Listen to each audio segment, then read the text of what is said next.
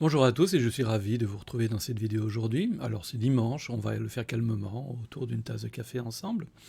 Euh, Aujourd'hui j'ai envie de vous parler d'enseignement. Comment enseigner efficacement, comment éventuellement convaincre ou en tout cas on verra, je veux dire si on est capable de convaincre ou pas, on va en discuter.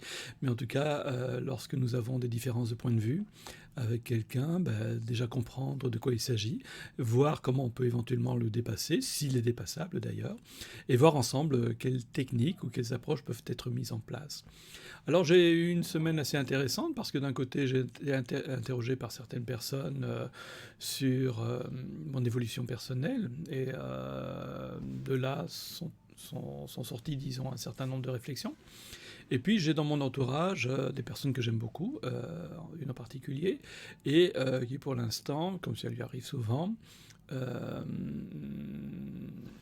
est dans une joute oratoire, j'ai envie de dire, avec une autre personne qui ne partage pas nécessairement les mêmes points de vue et les mêmes visions que lui.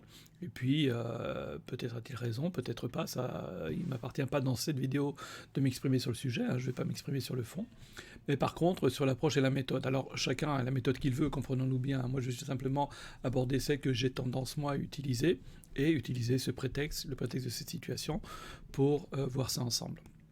Alors quelle est la situation? La situation tourne autour de convictions de type spirituel, dirais-je, et historique, et, ou philosophique, et puis chacun voit un peu le monde en partant de son point de vue. Alors, la première chose qui est à comprendre, je pense, si on veut pouvoir résoudre correctement ce type de conflit, c'est que il est normal que chacun voit le monde à sa façon. Et surtout quand il s'agit de foi, et je pense que en l'occurrence, on peut véritablement parler de cela. Et en fait, on est dans une vieille opposition qui existe depuis très longtemps, en tout cas depuis qu'on a eu le siècle des Lumières, etc., où on a une opposition quelque part entre la raison et la foi, donc la spiritualité. Et pourquoi je dis qu'il y a une opposition? Simplement parce que certains points de vue s'expriment à partir d'une position de foi, c'est-à-dire que la personne à un moment donné a accordé crédit à quelque chose et a accepté un certain nombre de points comme étant des points à partir desquels il commençait à réfléchir, donc un certain nombre de présupposés. Qui lui servent de lecture à la grille du monde, et puis l'autre quelque part fait pareil aussi. Simplement l'un des deux avance des éléments, on va dire plus factuels, en tout cas il avance des sources, il avance des références, il avance une histoire qui semble assez cohérente. Quant à l'autre, il est beaucoup plus dans l'invective, et puis parfois, pour tenter de convaincre, il s'y prend assez maladroitement, puisque finalement, il tente le chantage émotionnel, comme on essaie souvent de le faire, par exemple en maltraitant l'autre, ou en... Comment dire, c'est parce que j'ai pas envie d'être vulgaire ce matin, et puis c'est pas le propos, mais en injuriant de certaines manières, de façon à le faire réagir. Alors, on verra que quand on... Et on a ça dans le monde du travail aussi, quand on discute ensemble, et que l'objectif est d'avoir raison, à ce moment-là, on va utiliser ce genre de méthode, je veux dire, de chantage émotionnel pour faire réagir l'autre. Et c'est ça qui est étonnant, parce que d'un côté, avec les arguments, on tente de parler à la raison, et puis d'un autre côté, à travers ces échanges, peut-être un peu plus en dessous de la ceinture, on s'adresse aux émotions. Mais on sait aussi que quand on s'adresse aux émotions, on coupe quelque part l'accès à la raison. Alors, évidemment, on peut éventuellement toucher l'inconscient et travailler par rapport à cela, mais c'est un autre sujet, j'ai pas vraiment envie de rentrer là-dedans aujourd'hui. Ceux qui ont fait de l'hypnose me comprendront probablement. Euh, et en même temps, est-ce que pour avoir raison, on doit nécessairement aller, enfin en tout cas tenter de manipuler l'autre? Je dis bien tenter parce qu'en fait, on ne peut pas manipuler quelqu'un, c'est lui qui accepte d'être manipulé éventuellement. Donc encore faut-il que cette manipulation soit vertueuse, et puis cette vertu, chacun en jugera par lui-même, je veux dire, en fonction de ses valeurs. Donc cette façon de faire, je veux dire, ne marche pas trop. Alors, qu'est-ce qui peut marcher finalement? Puisque on m'a demandé de faire des vidéos parfois un peu plus pratiques. De mon côté, lorsque je travaille ou lorsque j'enseigne, puisque je me définis comme un consultant, un formateur et un coach, donc je forme énormément, j'enseigne également dans quelques universités en tant que professeur vacataire. Euh, Ce qui marche bien, je trouve, c'est le questionnement. Moi, j'adore le questionnement. Pourquoi? Parce que finalement, à travers la question, le cheminement est fait par l'autre. Je veux dire, et en plus de ça, c'est un cheminement qui va se faire en cohérence par rapport à son univers. Si les questions sont bien posées, et quand je dis bien poser les questions, il suffit simplement de suivre son propre cheminement intellectuel personnel. Hein, c'est ce cheminement-là qui va nous inspirer les questions. Des questions certes un peu orientées, mais pas non plus trop. C'est pas nécessairement des questions qui doivent renfermer la réponse à l'intérieur de la question, parce que là, la manipulation est trop évidente. Mais si par contre on pose des questions qui permettent véritablement à la personne de réfléchir, quand elle part dans une direction qui n'est pas nécessairement celle que nous prendrions, nous pouvons challenger cette orientation par d'autres questions, et peut-être que justement ça va faire naître en la personne finalement la compréhension qu'elle avait besoin pour peut-être se réorienter sur un chemin qui nous paraît peut-être à nous plus juste et plus correct. Alors partons pour l'exposer de ce principe que nous aurions cette science qui nous permettrait justement de dire que ce que nous avançons est exact. Ce qui n'est pas nécessairement prouvé non plus, je veux dire, lorsqu'on aborde certains sujets. Et donc, derrière ce questionnement, je dis toujours qu'il y a un grand secret, qui est un grand secret de consultant, de formateur et de coach, qui est un secret que je ne partage pas très souvent, parce que c'est une forme de manipulation. Encore faut-il qu'elle soit vertueuse, et puis surtout, c'est excessivement puissant. En fait, je dis souvent, arrêtez de vouloir affirmer des choses, posez des questions. Pourquoi? Simplement, et c'est là que réside le secret, simplement, il n'y a jamais personne, et je dis bien, il n'y a jamais personne qui s'opposera à ce qu'elle a affirmé elle-même. Il n'y a jamais personne qui s'opposera à ce qu'elle a affirmé elle-même.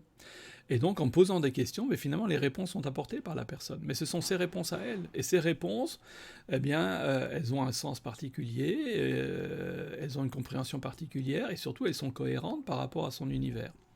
Maintenant, à force de poser des questions, on peut arriver à un moment donné, enfin, on peut amener à un moment donné quelque part la personne, nous ne le savons pas, elle s'en rendra compte probablement, à devoir remettre en question certains de ses présupposés, parce qu'à un moment donné, certains de ces présupposés ne sont plus nécessairement vérifiés, ne sont plus nécessairement logiques ou cohérents. Mais là, il sera suffisamment grand pour pouvoir opérer les changements par rapport à cela. Alors là où c'est plus difficile, évidemment, c'est quand on touche à des éléments qui sont des éléments de foi. Alors la foi, c'est très compliqué. Bon, si on est du côté du croyant, on sait que c'est Dieu qui ouvre et qui ferme les cœurs déjà. Donc après ça, la foi, finalement, c'est quelque chose de très particulier. La foi, c'est quoi? Dans la définition que j'ai envie d'y apporter, c'est le fait de croire, j'ai envie de dire aveuglément et sans réserve, à quelque chose. Alors quand je dis quelque chose, bien sûr, c'est en un Dieu, pour le croyant dire religieux, et ça c'est en quelqu'un, mais quand je dis en quelque chose, c'est aussi en des préceptes qui nous sont donnés. Par exemple, il faut se comporter de telle façon, il faut avoir tel présupposé, il faut fonctionner de telle manière. Donc un certain nombre de principes qui vont nous servir de filtre par rapport à la vision que nous avons du monde. Et c'est en ça que je dis quelque chose. C'est pas pour être désobligeant vis-à-vis des divinités que nous pouvons les uns et les autres adorer, mais simplement parce que de là découle aussi donc simplement une grille lecture, je veux dire un filtre à travers lequel nous voyons le monde. Et ça c'est très compliqué. Alors ce filtre, soit parce que Dieu nous a ouvert le cœur, nous avons pris les filtres, alors nous sommes allés étudier la religion qu'il nous proposait, et nous avons pris les filtres qu'on nous a enseignés, d'ailleurs, parce que souvent, ces filtres nous ont été enseignés. Ce n'est pas nécessairement ceux qui sont écrits, par exemple, dans le Coran, si on prend un musulman. Ce n'est pas nécessairement ce qui a été écrit dans le Coran, c'est ce qu'on m'a dit de ce qu'il a été écrit dans le Coran. C'est l'interprétation que les enseignants que j'ai pu avoir au premier âge de mon cheminement musulman ont pu m'apporter. Et donc, ces enseignements sont vus aussi à travers un prisme. Maintenant, comme j'ai foi en Dieu, eh bien, je me dois d'accepter les principes que Dieu me donne. Et ces principes m'ont été enseignés par des hommes, et donc ces principes sont passés à travers le prisme de ces hommes. Alors, je ne dis pas qu'ils ont nécessairement tort, Hein, souvent, eux-mêmes se sont inspirés du prisme d'autres hommes qui sont reconnus souvent comme des grands hommes, comme des grands saints, des grands soufistes. Je ne sais pas moi, on pourrait dire Attar, on pourrait dire, je ne sais pas moi, Rumi, ou des gens comme ça qui sont très reconnus pour leur sagesse par la communauté musulmane, par exemple. Et donc, on s'est inspiré d'eux, et comme on les voit comme des grands hommes, comme des hommes sages, eh bien, on présuppose qu'ils ont nécessairement raison.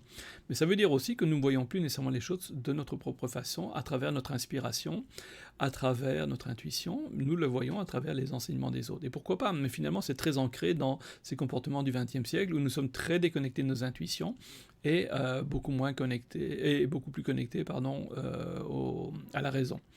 Et pour ça, nous avons besoin, et c'est triste à dire, que quelqu'un d'autre réfléchisse pour nous. Ou en tout cas nous donne les bonnes interprétations. Alors ça part d'un bon sentiment probablement, hein. On souhaite être en paix vis-à-vis de Dieu, notre intention est d'être correct vis-à-vis de lui, et on a parfois besoin de comprendre, tiens, la règle que Dieu m'édicte, qu'est-ce qu'elle veut dire très concrètement dans telle situation, dans telle autre, de façon justement à ce que nous puissions développer le comportement juste. Et pourquoi ne pas aller le demander à ceux qui sont déjà accomplis ou qui sont déjà passablement accomplis, et qui peuvent être probablement de bons conseils par rapport à cela. Le problème, évidemment, et c'est tout problème en communication, c'est la personne va me dire avec beaucoup de sincérité ce qu'elle a besoin de me dire, mais ce sera nécessairement une simplification de ce qu'elle a envie de me dire parce que les mots sont nécessairement réducteurs. Et puis surtout, je vais transposer ce qui est occupé à me dire dans un contexte, dans mon contexte à moi. Surtout si c'est une personne très évoluée, son contexte à lui, je ne peux pas le connaître, puisque je ne suis pas encore arrivé à ce niveau de développement, ou de développement spirituel, et donc je ne peux pas comprendre ce qu'il est occupé à me dire. Il y a une très belle sourate dans le Coran, qui est la sourate 18, dont on parle souvent, qui est la sourate de la caverne, et en particulier dans la sourate de la caverne, il y a la rencontre de Sidna Moussa, de Moïse, avec Al-Qadir, avec ce saint homme, et cette personne a reçu à des dons, si je peux m'exprimer ainsi, à des grâces que Dieu lui a accordées, et répond à d'autres règles. Et sa vision du monde, son environnement, est totalement différent de celui de Moïse. Or, Moïse, c'est quand même celui qui a reçu la loi. C'est le prophète de Dieu. On pourrait dire que Moïse a les connaissances extérieures, et la personne qu'il rencontre a les connaissances intérieures. Il est mu par l'inspiration, il est mu par ce que Dieu lui enseigne. Et il fonctionne en fonction de ça, en fonction de ce qui lui est donné. Et Moïse ne comprend rien à ce que cette personne fait. Donc, dans un premier temps, il va trouver une barque, nous dit-on, ensuite il va tuer un jeune homme, et puis il va redresser un mur. 3 choses qui sont complètement absurdes pour Moïse, voire même qui vont à l'encontre de la loi de Dieu. Mais simplement, Moïse le voit par rapport à la loi qui lui a été donnée et par rapport au jugement extérieur qu'il peut en faire, alors que Al-Qadir, lui, le voit en fonction de ce que Dieu lui enseigne, c'est-à-dire qu'il y a un roi qui va arriver et qui va voler toutes les barques, saisir toutes les barques des pêcheurs, et donc en trouvant une barque et en la rendant défectueuse, il permet à ce genre de pouvoir continuer à nourrir leur communauté, parce qu'ils pourront récupérer cette barque, la réparer et continuer à pêcher une fois que le roi sera passé. En tuant le jeune homme, il savait que ce jeune homme allait faire du mal à ses parents, et que Dieu allait accorder à ses parents un autre fils qui serait bien plus pieux, bien plus intentionné vis-à-vis d'eux. Et donc pour éviter un grand malheur, il a supprimé cet enfant. Et puis par rapport au mur qu'il redresse, c'est surtout pour cacher un trésor, un héritage qui devait être donné à des orphelins, et donc d'ainsi leur permettre de pouvoir accéder à cet héritage, mais beaucoup plus tard dans leur vie. Il leur fait peut-être du bien aussi, parce qu'ils auraient peut-être dilapidé cet héritage, ou ils auraient été spoliés de cet héritage avant leur majorité. Et donc il leur fait du bien nouveau, mais Moïse n'est pas capable de le comprendre parce qu'il lui manque ces informations, donc il ne voit pas les choses du même point de vue. Maintenant, si l'un et l'autre avaient dû s'invectiver, discuter, parler, chacun aurait parlé en partant d'un point de vue, d'une situation telle qu'il la comprend, en partant de présupposés tels qu'il les comprend, en partant de règles telles qu'il les comprend, et ils ne se seraient jamais entendus. C'est pour ça qu'il y a très peu de discussions entre eux. Et c'est pour ça que Moïse doit le suivre sans rien demander, et lui ne dit rien non plus. Il fait, il agit, et puis à Moïse de comprendre ou de ne pas comprendre. Mais s'ils avaient dû commencer à parler ensemble, ils ne se seraient jamais entendus, parce que chacun aurait parlé d'un point de vue, et à partir d'un... Oui, c'est ça, d'un point de vue, à partir d'un endroit que l'autre ne pouvait pas appréhender. Et donc, ils auraient parlé de deux choses complètement différentes. Ils auraient parlé selon des référents complètement différents. Donc, ce qui est beaucoup plus puissant dans ce genre de situation, c'est plutôt de poser des questions. Poser des questions qui vont amener progressivement la personne peut-être à devoir remettre en question certains de ses présupposés, remettre en question son référentiel, remettre en question ce qui est derrière sa pensée, ce qui est à l'origine de sa pensée, ce qui préside à sa pensée. Or, justement, le problème que nous avons souvent, et on a ça beaucoup en milieu professionnel également, ou en coaching également, c'est que souvent on interroge l'objet du problème. Et on ne comprend pas qu'en fait, ce n'est que la partie émergente, éventuellement ce n'est qu'un symptôme. Le mal est beaucoup plus profond, mais pour aller vers ce mal, il faut, entre guillemets, en tout cas je parle de mal ici, c'est la partie dissonante, et il faut pouvoir faire ce chemin pour aller ensemble découvrir, ou pour permettre à la personne d'aller découvrir quel est le présupposé à partir duquel il fonctionne, ou les présupposés, s'il y en a plusieurs à partir desquels il fonctionne, qui sont erronés. Quand je dis erronés, c'est pas pour ça qu'ils sont nécessairement à 180 degrés de ce qu'ils devraient être, mais parfois ils sont simplement mal positionnés, ils sont, comment dire, il y a un petit écart par rapport à ce qu'ils devraient être. Donc en fait, son référent n'est pas le plus parfait. Donc souvent, ce qui est beaucoup plus efficace, c'est d'interroger sur le référent. Si on veut enseigner, si on veut parler à quelqu'un, et ça c'est un deuxième point qui est excessivement important, on a ça en formation, mais on a ça aussi dans le monde du travail, et surtout si vous voulez que l'autre puisse s'ouvrir et aller vers des choses qui sont beaucoup plus profondes, qu'il identifie, parce qu'une fois ça nous identifie, et donc on n'est pas prêt à la mettre en péril, donc on a plutôt tendance à la protéger, eh bien les personnes vont d'abord exprimer ce qui est socialement acceptable de dire, même si ça peut être une horreur, même si on peut être choqué par rapport à ce qu'elle nous dit, mais ça fait partie de l'ordre des choses que l'on peut dire, que l'on pourrait entendre, même si cela nous offusque. Pourquoi ? Parce que ça va cacher et protéger des aspects qui pourraient rendre la personne plus fragile si on devait y toucher, et qu'elle n'a peut-être pas nécessairement envie tout de suite d'exposer. Et ce faisant, qu'est-ce qu'elle fait ? Eh bien, elle prend la température de l'eau.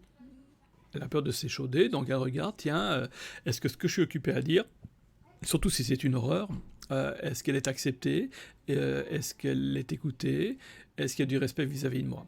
Et donc, par rapport à la réaction que nous allons avoir à la provocation que nous avons reçue, eh bien, ça va mettre la personne à l'aise ou pas pour pouvoir éventuellement se dévoiler. Parce que pour pouvoir se dévoiler et faire un travail sur elle-même, la personne a besoin de se sentir totalement acceptée, et elle a besoin de se sentir totalement respectée. Elle a besoin de sentir qu'elle est dans un environnement sécurisé, et que nous ne ferons pas mauvais usage de ce moment qu'elle pourrait considérer elle comme étant un moment de fragilité, ce qui est le cas, parce qu'à un moment donné, quand je commence à exposer ce qui est plus profond en moi et quelque part qui me bâtit, qui sont mes fondements, je veux dire, je me montre fragile et j'expose, je veux dire, des parties de moi qui, si elles devaient être dynamitées demain, me feraient m'effondrer. D'accord ? Donc, je veux dire, on n'expose pas les fondations d'un bâtiment. Je veux dire, on ne veut pas prendre le risque de les voir dynamitées, auquel cas tout le bâtiment s'effondrerait.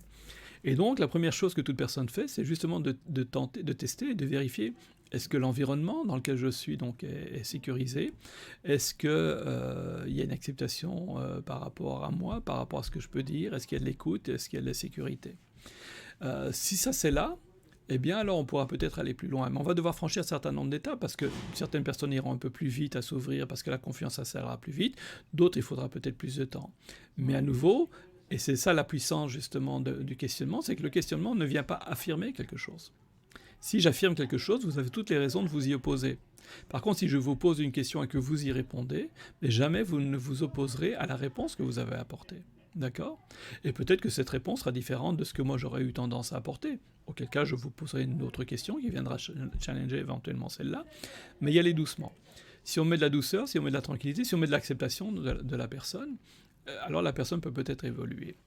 Vous savez, les grands sages, alors moi, Une de mes références, c'est les soufis, parce que c'est encore très vivace aujourd'hui, surtout là où je vis. Aujourd'hui, je vis au Maroc. Mais sous d'autres latitudes ou d'autres longitudes, nous avons également des sages. Et puis ces sages enseignaient souvent à partir du questionnement, en y allant tout doucement, avec beaucoup d'amour, avec beaucoup d'affection, avec beaucoup de tendresse, avec beaucoup de respect. Il pouvait se montrer dur à certains moments si c'était didactique, parce il peut arriver à un moment donné qu'on a besoin d'être un peu plus ferme, parce que ça peut aider la personne. Mais il faut le faire de manière très mesurée, une fois de temps en temps, et assez rarement, ça ne peut pas devenir un principe. Alors il existe une ou l'autre personne dont c'est vraiment la stratégie. Je veux dire, si elles ne sont pas challengées, si elles ne sont pas noyées au fond de la piscine, elles n'en sortiront pas, mais c'est très rare. En PNL, on a l'une ou l'autre technique qui permet de faire ça, mais on sait très bien que, je crois qu'on appelle ça le lichen, si ma mémoire est bonne, c'est pour un nombre excessivement limité de personnes, je veux dire. Il y a quelques rares profils qui ont vraiment besoin d'être noyés tout dans le fond de la piscine pour pouvoir s'en sortir. Ils ont besoin de toucher le fond. Mais en dehors de ça, c'est pas le cas de l'écrasante majorité des gens. Donc, y aller avec douceur, avec gentillesse, c'est ce qui est important. Maintenant, quand on va toucher à des éléments de foi, c'est-à-dire ce qui structure quelque part le regard, le prisme à travers lequel je regarde le monde, y toucher, ça peut être excessivement déstabilisant, parce qu'en fait, ça va reprogrammer une foule de choses. Mais surtout, ça va avoir des conséquences qui peuvent être énormes. Parce que j'ai pris certaines directions, je me suis parfois engagé, en termes d'opinion vis-à-vis de gens en prenant une direction, et je l'ai défendue âprement, et puis devoir reconnaître que je me suis trompé et faire marche arrière est peut-être un prix trop cher payé pour l'instant pour quelqu'un, parce qu'il n'a peut-être pas encore la maturité ou la sagesse que pour pouvoir accepter de s'être trompé et pouvoir gérer ce genre de situation, et devoir reconnaître devant les gens vis-à-vis desquels il s'était battu qu'ils s'étaient trompés, et de se retrouver ainsi en situation de faiblesse vis-à-vis de ces gens, surtout si ces rapports sont beaucoup construits sur des rapports de force, comme malheureusement nous les vivons beaucoup dans la société et dans nos civilisations actuelles. Acquérir de l'humilité n'est pas une chose simple, et vivre son humilité n'est pas une chose simple, je veux dire.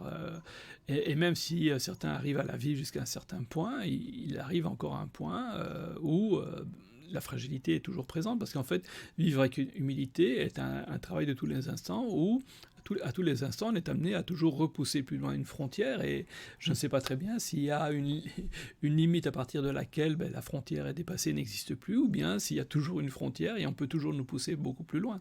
Comme je dis souvent, par exemple, on peut être humble par orgueil. Pourquoi ? Parce que la personne qui fait qui fait montre d'humilité le fait pour qu'on dise « Oh, regardez comme c'est une belle personne, hein, combien elle est humble ». Et en fait, elle s'enorgueillit de ses propos qu'elle entend. Donc vous voyez, on dit souvent le diable se cache dans les détails. Donc l'intention pour laquelle les choses sont faites sont parfois des choses compliquées. Mais enfin, on ne va pas s'étaler sur ce point en particulier, mais le questionnement reste la chose qui est la plus puissante. Le calme, la tranquillité, le respect vis-à-vis de l'autre, la patience. Tout le monde ne va pas évoluer à la même vitesse, et puis surtout, comme on le disait, il y a des étapes à devoir franchir pour pouvoir arriver à un moment donné peut-être à travailler sur le fond. Il faut d'abord créer un environnement apaisé, un environnement sécurisé, un environnement où l'autre a le sentiment de pouvoir être lui-même et d'être accepté par rapport à cela, de façon à pouvoir travailler sur sa fragilité, pouvoir, montrer sa fragilité éventuellement, accepter d'être dans cette fragilité parce qu'il se sent respecté et non menacé, et pouvoir faire un travail dessus. Et c'est une vraie chance qu'on lui offre peut-être que de pouvoir y accéder. Et peut-être faudra-t-il, alors si on parle de coaching maintenant, peut-être faudra-t-il plusieurs séances ou plusieurs rencontres pour qu'il puisse aller au bout de son processus. Il va aller tout doucement, et puis à chaque fois qu'il va franchir une étape, il y a toute une série de challenges qui se présentent par rapport à lui, parce que tout son univers est occupé à se restructurer par rapport à ça, ses compréhensions également, etc. Mais ça a aussi des conséquences, parce que il a déjà vécu avant, il a déjà posé des actes avant. Et par rapport à ces actes ont des conséquences, ces choix ont des conséquences, et puis tout d'un coup, à un moment donné, en changeant certaines choses, ces actes deviennent caducs, ces conséquences risquent de se retourner contre lui, et il faut être capable de pouvoir gérer ça aussi, et ce n'est pas quelque chose d'excessivement simple. C'est pour ça que Certaines conquêtes ne peuvent pas se faire ou se faire facilement, alors que c'est pas nous, en tant que coach, qui conquérons quoi que ce soit. Nous accompagnons, comme toujours, une personne dans un processus de travail, mais pour lui, c'est parfois très compliqué. Et parfois, pour acquérir quelque chose de très simple, il peut lui falloir des années, parce que il y a beaucoup d'obstacles à devoir franchir. Accéder à la nouvelle compétence peut nous paraître à nous quelque chose de très simple à faire. Mais pour lui, il y a un tel prix à payer, et il y a tellement de choses à devoir remettre en place que on va peut-être devoir y aller dans le temps. Alors on est un peu dans la période où on a beaucoup d'approches qui se disent slow quelque chose, hein, le slow management, le slow movement, etc. etc. Mais peut-être justement devons-nous réapprendre aussi à y aller doucement dans l'accompagnement. Et puis lorsqu'il s'agit de foi, on n'emportera pas tout le monde avec nous. Alors ce qui est bien évidemment, c'est que si nous avons nous le sentiment que les propos de l'autre peuvent éventuellement dérouter des personnes qui sont en audience, et que nous pensons qu'il est peut-être nécessaire de voir les choses différemment, oui, nous pouvons nous opposer à ça en présentant les choses de façon logique et en présentant également la façon dont nous pensons, mais en même temps, tout en continuant à préserver totalement l'autre dans sa dignité, dans ce qu'il est, etc. Parce que s'il est touché au niveau de sa dignité, au niveau de qui il est, au niveau de l'image qu'il projette de lui ou qu'il espère projeter de lui, eh bien évidemment, la première chose qu'il va faire, c'est tenter de se battre et de défendre sa position, défendre qui il est.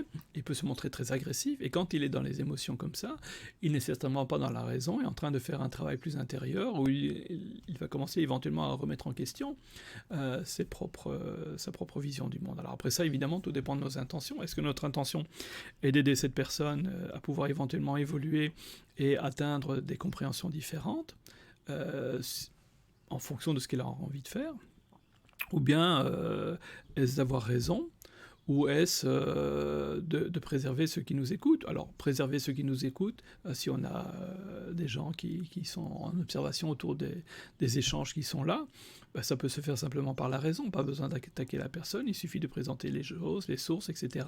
Puisqu'on s'adresse à la raison, ça peut être suffisant. Je pense que pour pouvoir avancer et aider l'autre doit être accepté de manière inconditionnelle. Mais on l'accepte peut-être de manière inconditionnelle, mais il faut aussi que l'autre ait la perception d'être accepté de manière inconditionnelle, je pense. Et c'est ça un peu le secret aussi à un moment donné. C'est d'aller jusqu'à ce point où l'autre se sente inconditionnellement accepté. Et ça peut pas être fin. Donc avoir beaucoup de respect par rapport à l'autre, même s'il a des propos parfois désobligeants. Tout le monde n'a pas le même niveau de sagesse. Certains ont appris dans ce monde à se battre, parfois en tapant en dessous de la ceinture. Je pense que c'est de marquer des points en abordant pas cette question, en étant capable de mettre son mouchoir sur la question et de, comment dire, disons de masquer cela, de cacher cela, je veux dire, de faire comme si on ne l'avait pas entendu, de l'oublier, parce que ça va servir à rien. On n'a pas d'image personnelle, en tout cas en tant que coach, nous n'avons pas d'image personnelle à devoir défendre, je veux dire, on n'est pas là pour ça, il n'y a pas d'orgueil à avoir, notre propre personne n'a aucune importance dans le processus, on est juste là pour accompagner quelqu'un. D'ailleurs, je le dis souvent, un coach doit pouvoir se dépouiller avant de rentrer dans la salle, plus rien de ce qui le concerne n'est là, il est juste là pour la personne qui l'accompagne et pour son bien-être. Donc il peut me traiter de tous les noms, me considérer comme il a envie, de toute façon c'est son opinion, ça ne change rien. Il peut même le dire à d'autres, je veux dire, de toute façon je ne pourrais pas l'empêcher de le dire, donc pourquoi est-ce que je vais me tracasser de ce genre de choses? Et puis si d'autres m'interrogent, je pourrais toujours répondre, et puis n'oublions pas que les autres sont des gens intelligents aussi. Vous savez, il n'y a pas beaucoup de personnes qui trouvent ça bien, quelqu'un qui injurie quelqu'un d'autre ou qui le traite de tous les noms, etc. Et surtout ou d'accusations graves, alors qu'elles sont un peu gratuites. D'ailleurs, ça diminue ces personnes dans le regard des autres, surtout s'il n'y a pas de preuves apportées, etc. Or, pouvoir être sourd à ce genre de provocation, peut être justement le premier pas vers le fait de créer ce climat apaisé, ce climat sécurisé dans lequel la personne pourra peut-être commencer à évoluer. Et ce d'autant plus qu'il y a quelque chose d'autre qui est beaucoup plus lourd également et qui peut être présent, c'est que l'autre se sent redevable de quelque chose, se sent coupable de quelque chose. Il a franchi une ligne que l'autre n'a pas franchie, et donc il a une dette morale, j'ai envie de dire. Et de cette dette, justement, et surtout si on ne réclame pas le paiement de cette dette de l'autre côté, eh bien,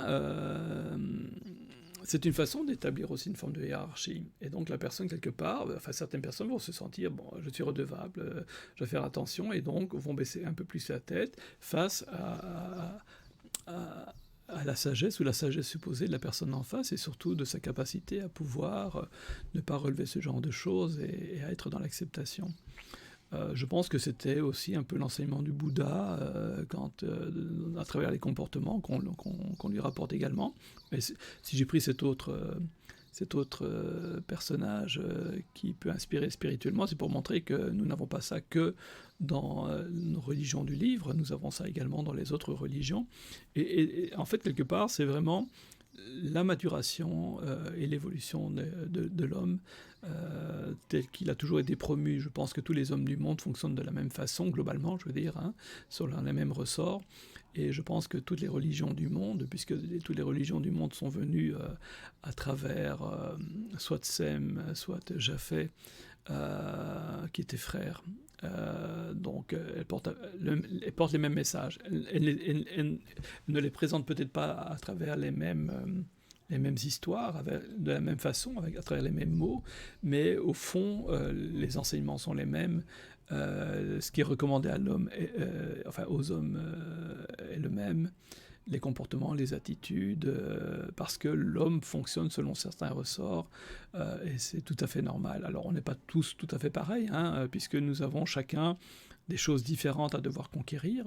Certains sont peut-être plus sages ou plus capables d'encaisser des insultes que d'autres, mais par contre, ils seront peut-être plus orgueilleux, ou ils auront peut-être une autre qualité à devoir aller conquérir. Donc on n'est pas tous, je veux dire, on n'a pas tous le même chemin à devoir accomplir, on a peut-être des choses différentes à devoir conquérir, mais au bout du compte, c'est vers le même modèle d'homme parfait que chacun est censé devoir tendre, et donc chacun fera son cheminement par rapport à cela.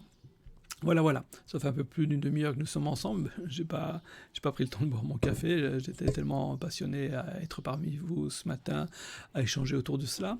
Donc, en enseignement, si je peux m'exprimer ainsi, en tout cas, ce que je souhaitais partager avec vous aujourd'hui, c'était l'art de poser des questions plutôt que d'affirmer les choses, de créer un environnement apaisé et sécurisé. Et ça prend du temps à faire, et de laisser à l'autre le temps. De faire son processus, s'il en a envie, et c'est son choix. Il a le droit de ne pas vouloir le faire. Vis-à-vis de ceux qui sont en observation, leur donner des éléments factuels, soutenus, cohérents, qui s'adressent à la raison, peut certainement les aider. Par contre, ça nous diminue dans le regard si nous-mêmes, je pense, nous nous abaissons au comportement de l'autre. On ne doit pas nécessairement répondre à tout, même si ce sont parfois des horreurs, parce que, surtout les accusations gratuites, évidemment, si la personne persévère, c'est autre chose. À un moment donné, il y a d'autres moyens de le faire taire. On peut avoir les moyens légaux, par exemple, pour le faire taire. Mais on n'est pas nécessairement obligé de devoir prendre un public autour de ça et de prendre le public en otage par rapport à cela. Maintenant, si le public veut m'interroger par rapport à cela, je pourrais toujours répondre sobrement. Et ça peut être une bonne chose. D'ailleurs, c'est ce qui se fait un petit peu de la situation de départ que je décrivais. Voilà, portez-vous bien, et puis j'aurai beaucoup de plaisir à vous retrouver très prochainement. En attendant, soyez heureux, et à très très bientôt.